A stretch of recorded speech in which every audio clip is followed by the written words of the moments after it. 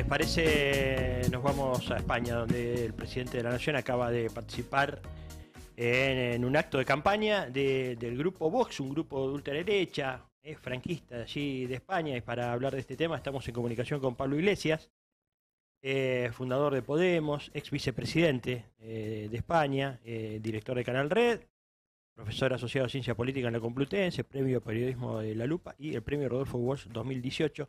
Pablo, gracias, soy el profe Romero, gracias por este contacto. Estoy con mis compañeros y compañeras en el Destape. ¿Cómo estás? ¿Qué tal, amigos? Encantado de estar con Bien. vosotros. Un placer y un honor. Igualmente, Pablo, bueno, ¿cómo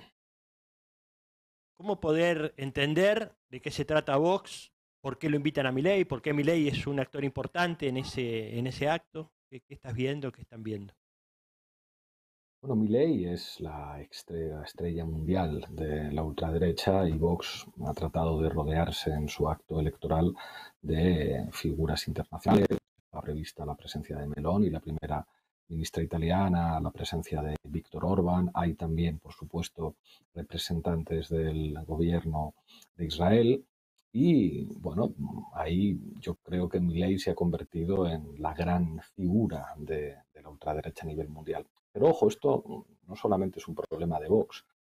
Milei tiene más admiradores, también en el Partido Popular, la propia presidenta de la Comunidad de Madrid, Isabel Díaz Ayuso, se ha reunido con los empresarios españoles más importantes, que están, de alguna manera, al hacerse la foto con un fascista, le están dando un aval que señala hacia dónde camina el mundo, y sobre todo Milei, como buena parte de las extremas derechas a nivel mundial, son el resultado de la acción de los medios de comunicación. Cuando Milei dice que la clave de la política es la guerra cultural, la lucha ideológica, tiene razón. Y la ultraderecha ha entendido perfectamente que en sociedades donde todavía dejan votar a la gente, el comportamiento electoral de la gente es muy importante, es el resultado de una batalla ideológica que se da básicamente en los medios de comunicación. Sin los medios, tanto los convencionales como los nuevos medios en las redes sociales, estos ultras que quieren destruir la democracia no existirían. Ese es el terreno en el que se mueven, el terreno en el que influyen y, por desgracia, hay que decir la verdad, para poder enfrentarla, van ganando. O sea, es que se habla mucho del tema de las fake news y las plataformas, y bueno, por lo menos acá en la Argentina la experiencia que tenemos es que los grandes productores de fake news, por cierto, reproducidos hasta el infinito por las redes, son los grandes medios también, ¿no? Que hacen Claro, campaña, inventan. Bueno, vos has sido víctima de una gigantesca cadena de fake news, igual la ha pasado acá con Cristina, y bueno, le pasó a Lula también en Brasil. Eh, Me gustaría para conocer mejor cuáles son las ideas que empuja a Vox y que uno podría extender al resto de las fuerzas que están acompañando a Vox. cada grupo de extrema derecha tiene sus particularidades. Vox es una escisión del Partido Popular, no es una fuerza política outsider. Se escinden de un partido gubernamental, es una fuerza política en la que hay jueces, en la que hay policías, en la que hay militares. Es, digamos, una de las expresiones de un movimiento reaccionario que se da dentro de las oligarquías y dentro del Estado, frente, por un lado, a la emergencia en su momento de Podemos y a la emergencia del independentismo catalán. Pero a partir de ahí, esto, digamos, haría a Vox una fuerza política muy distinta de otras ultraderechas, diferente a Milei, diferente también al Frente Nacional francés, que hace un discurso contra la inmigración como el eje de su actividad, y Vox sería, digamos, mucho más anticatalanista y expresión de un reaccionarismo españolista. Pero, ¿qué es lo que une a Vox con Milei y con una nueva ultraderecha que no solamente se organiza en los partidos, que se organiza también en el mundo empresarial y se organiza sobre todo en los medios de comunicación? Por una parte, la normalización de la mentira. Eh, Cuando hablamos de fake news, no hablamos de una cosa que surja en las redes sociales. Los inventores de las fake news son la Fox. La Fox es quien normaliza y legitima el uso de la mentira con la teoría de los hechos alternativos. Lo que plantea Fox es, si una mentira cambia la realidad más que una verdad, es un medio legítimo para hacer política a través de la información como hacemos nosotros. Ese es un paradigma en el que funciona la extrema derecha. La mentira es legítima y la mentira, de alguna manera, empuja intuiciones ideológicas que ya están asentadas en la sociedad. El antifeminismo es una de las características fundamentales y luego al mismo tiempo la identificación de lo público, de la existencia de Estado con el comunismo. Es una cosa muy llamativa que hace Milei y que dice Vox también. La existencia de hospitales públicos, de escuelas públicas, la existencia de sistemas de previsión social, eso es el comunismo. Que haya carreteras es comunismo. Que haya un sistema de redistribución a través de los impuestos es el comunismo. Eso revela que tienen clarísimo en términos ideológicos hacia dónde van. Y creo que la izquierda se equivoca al no asumir ese terreno ideológico. Pondré un ejemplo latinoamericano, una polémica que hubo recientemente en Chile, en la que el jefe de bancada del Frente Amplio, Gonzalo Vinter, criticó a su propio gobierno diciendo que el gobierno no está trabajando en lo ideológico. Y algunos ministros socialistas le respondieron diciendo que su trabajo no es la ideología, que su trabajo es hacer políticas públicas que mejoren la vida de la gente. Y entonces Vinter le responde: desde el momento en que la derecha ha convencido a la gente que los impuestos son malos, la izquierda no puede hacer política desde el gobierno, porque un sistema de redistribución a través de políticas fiscales es el ABC de una política de izquierdas. Y al decir esto, estaba planteando que desde el gobierno, que desde las políticas públicas, hay que asumir ese desafío ideológico que Milei entiende perfectamente. Cada vez que abre la boca es para empujar una serie de valores que son peligrosísimos porque destruyen la democracia, pero que sirven para construir consensos sociales que son los que alimentan a la derecha y la ultraderecha con un eco mediático enorme. Pues es que nos cuesta mucho entender cómo nuestras sociedades en algún momento eh, que han sido valoradas en el mundo por ejemplo, eh, ya se metieron en cana a quienes estuvieron responsables de los golpes de Estado. Es el país de las madres de plaza y de las abuelas de Plaza de Mayo, de búsqueda de la identidad, etcétera. Y da la sensación esa, ¿no? Que éramos como un país donde los derechos y los avances en los derechos sociales y políticos eran moneda corriente y habían llegado para quedarse, ¿no? Y de repente empezamos a ver retroceso, primero con Macri y después aceleradamente con la llegada de Milei. Entonces, nos cuesta mucho vernos, pensarnos, ¿viste? Decir, bueno, ¿qué está moviendo adentro de cada uno de nosotros y nosotras? ¿Qué parte está moviendo que hace que de repente aparezcan estas expresiones tan tremendas, ¿no? Como, no sé, esta semana tuvimos un ataque lesbofóbico, donde ya murieron Tres, tres pibas. tres compañeras. Por una molotov. Pero bueno, digamos, han logrado agitar, mover ahí algo que no era tan público, no se expresaba tanto, Pablo. No sé si pasa también allá en España. Y ¿qué nos puedes decir al respecto? Yo creo que puede haber paralelismos. Claro que Argentina es el país de las madres, es el país de las leyes de memoria más avanzada, es el país en el que hasta cierto punto se ha hecho justicia con los genocidas, pero también es el país de Carlos Menem y el país del ministro Cavallo. España es el país de las leyes LGTBI más avanzadas, pero también es el país de los curas pedófilos que siguen controlando buena parte de la educación. Esos contrastes son habituales en muchas sociedades. Y el problema es que frente a los avances sociales, los reaccionarios, cuando no les queda más remedio, asumen los ropajes estéticos e ideológicos del fascismo. Hay una cosa que en América Latina saben perfectamente. La derecha asume los sistemas democráticos siempre y cuando los resultados electorales les favorezcan o al menos no lleven a los gobiernos a fuerzas políticas que quieren iniciar procesos de transformación. En el momento en el que eso ocurre, la derecha enseña su cara de verdad, su rostro de verdad y liberal, antidemocrático, violento. Eso lo vimos en Argentina, eso lo vimos en Chile, eso lo estamos viendo con los intentos golpistas en Colombia y eso lo vimos también cuando nosotros estuvimos en el gobierno con una serie de dinámicas de lawfare, de acción concertada entre sectores del Poder Judicial y sectores del Poder Mediático para tratar de ganar con mentiras y procesos fabricados lo que no se ganaba en las urnas. Eso quiere decir que estas ultraderechas que tienen éxito en muchos lugares son también el resultado de algunos avances de las fuerzas progresistas.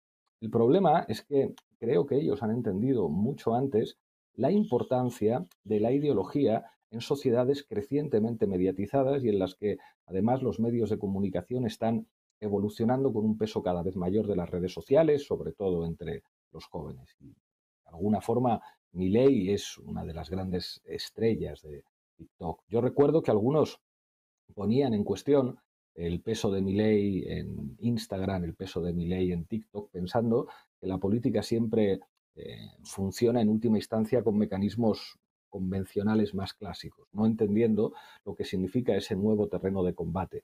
Y por eso, sociedades que pueden dar resultados admirables para los que tenemos valores de izquierdas, pueden dar resultados absolutamente aberrantes. Tampoco es una novedad histórica. Los países del fascismo y el nazismo eran países con movimientos obreros y socialistas enormemente poderosos. Estoy pensando en Italia, estoy pensando en Alemania. No es extraordinario que precisamente en esos países puedan surgir figuras como estas. América Latina sigue siendo el gran granero ideológico de la izquierda a nivel mundial. Precisamente por eso no es extraño que también la derecha, esta vez mucho más desnuda y asumiendo, digamos, su opción fascista como opción que les resulta más favorable, opera. Ojo, yo recuerdo que en Argentina había quien pensaba que con un candidato moderado como Massa, las oligarquías del país no iban a apoyar a Milei y se iba a poder sostener un nuevo gobierno peronista de centro. Bueno, pues lo que hemos visto es que las oligarquías en Argentina, el poder mediático en Argentina apoyó a Milei y buena parte de los cuadros del macrismo, por lo menos en un primer momento, fueron cooptados por lo que representaba este tipo. Y seguirá siendo. Pablo, por último de mi parte, ¿cuáles son los desafíos que tenemos quienes nos oponemos a ese conjunto de ideas? ¿Cómo crees digamos, qué desafío tenemos por delante, ¿no?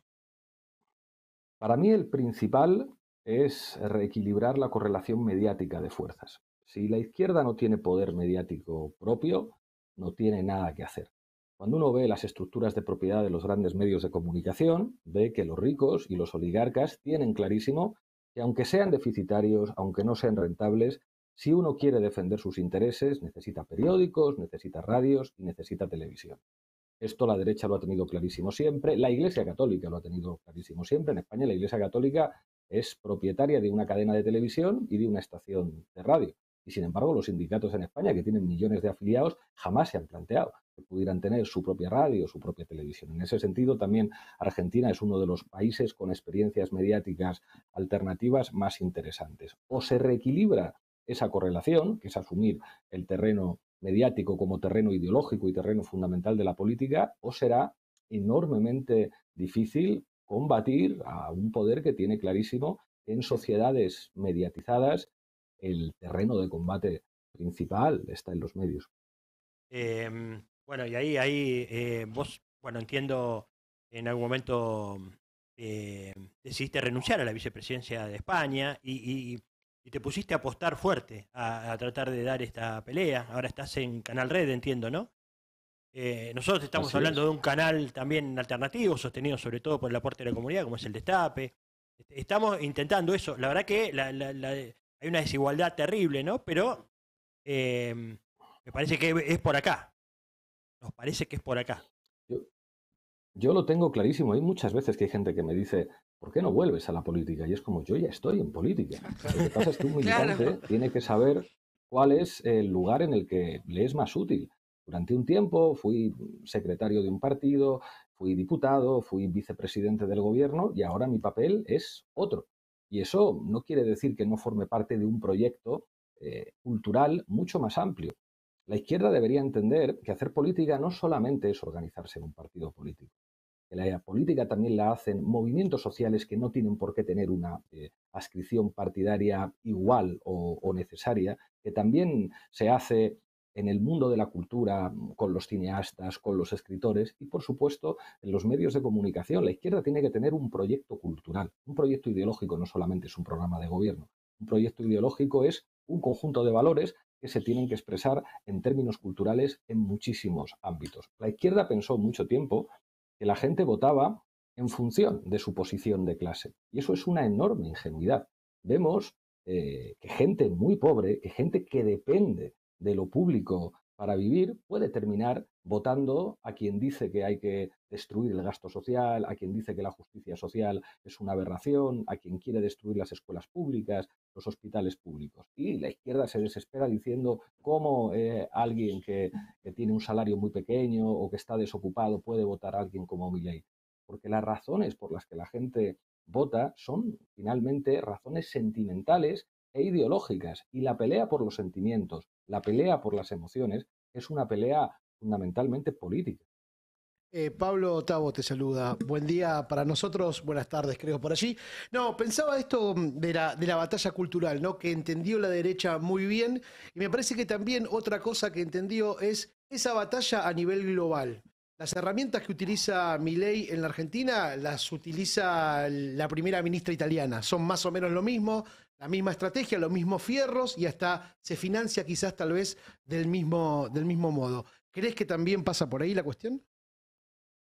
Absolutamente, absolutamente. Y sobre esto hay que informar y esto hay que decirlo. Es clave conocerles, conocer sus modus operandi, conocer la guerra sucia que practican en las redes sociales, destapar sus redes de financiación, destapar sus granjas de bots con las que actúan, destapar sus campañas de bulos para destruir personalidades. Es, digamos, un modus operandi común a muchos fenómenos de ultraderecha y están enormemente bien coordinados entre ellos.